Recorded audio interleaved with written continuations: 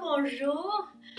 Oh my goodness, this is a late intro, but I'm feeling really good today, so I took the time to finally sit down. I wanted to talk to you guys about what this whole moving to Canada is and my whole experience going through it. Oh my god, there's been so much going on. Okay, so first things first, I've been sick for like 2 days. And I believe it's from like stress, and also I was taking the train a lot and the subway, so it could have been something that I caught along the way. So that wasn't fun. So I have not been eating that great. Today is like the first day where I was actually feeling good and I woke up happy and I was like, I gotta go and take a run and go for a walk, and I was able to eat better, and yeah, I'm just so much happier like that.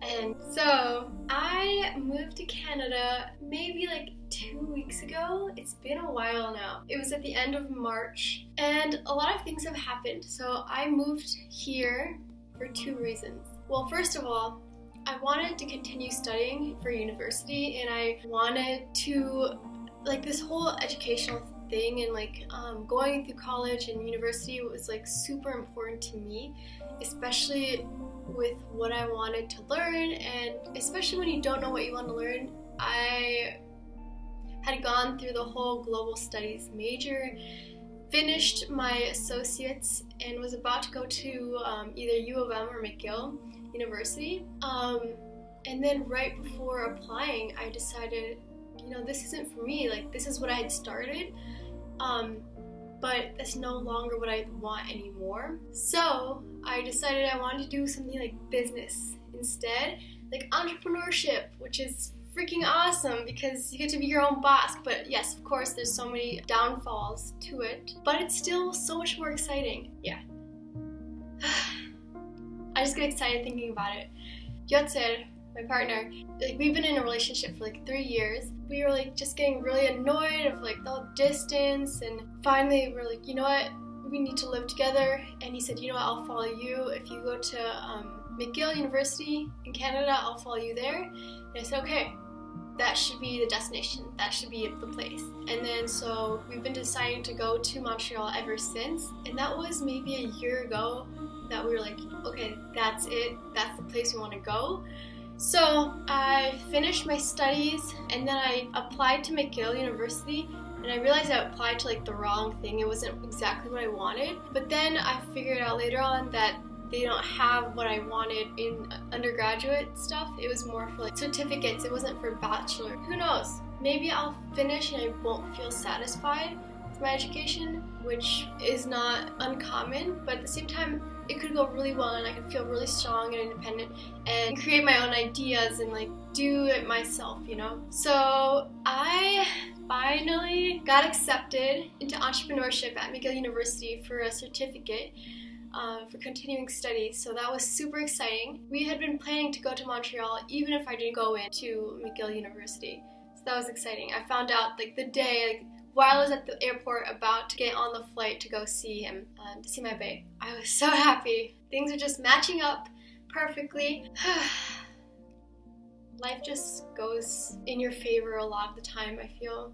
Even if you don't feel like it goes in your favor, it's all about the mindset, and if you really strive for what you want, it's definitely like attracting what you want. Because I don't think none of this would have happened, obviously, if we hadn't said, okay, let's do it, and really believed in it and really pushed ourselves to finally be together. So I got accepted and I left like 2 weeks ago, and then I got here. I came with my brother and my dad because my brother had an orientation at McGill. He's also going there, which is super exciting. He's going for business. Go Migs. Although he hates that I call him that, but I think it's a cute name. He was there. My dad was there. They helped me to get going and like feel comfortable in the city and like get to understand what is coming for me, like educational wise. We ate a lot of food, did a lot of sightseeing. It was nice. I miss my friends so much. I miss my house so much. And I went through this whole phase and I'm just, like, I think today, finally getting out of it. I was in this phase of, you know, I've always been pretty independent and I'm able to travel and like be on my own a lot. But coming here and like the day my dad and my brother left, it was really hard, which is kind of rare. I felt like all of a sudden super stressed, and I have this like anxiety and stress that happens to me every now and then, and I can't control it, and it's all physical. So like when I feel stressed, I feel like a lot of pain in my stomach and my chest, and it's hard for me to breathe properly. That was really hard for me, and I struggled, and I felt pain in my stomach every single day, and I had days where I was just crying. I would like cry in the shower. I cried because I couldn't figure out how to get my phone transferred into a Canadian number, like in the middle of a mall, a lot of things. And so it's been tough, but there's been a lot of beautiful and tiny moments within those days that have been rejuvenating and helping me through the process, because being here alone, like Yotzer isn't here yet, and he's coming towards the end of the month because we still have to do papers so that he can come here, because he's not Canadian and I am, and so it's really easy for me to come here. In that case, I'm learning to live alone for a while, even though it's tough, even though it feels really uncomfortable, which I was expecting it to be the complete opposite. I was expecting myself to like love this independence and love this solitude for a little bit, but it definitely was almost like a culture shock. At least I've been taking a walk down the neighborhood. We have a lake here. I'm at my uncle's house right now, so I'm kind of lucky that I have something that can support me, and I don't feel like such a huge push to find a job and get going. I did, but now I have an apartment, so that's super exciting. I found an apartment and I paid for it yesterday. Was it yesterday?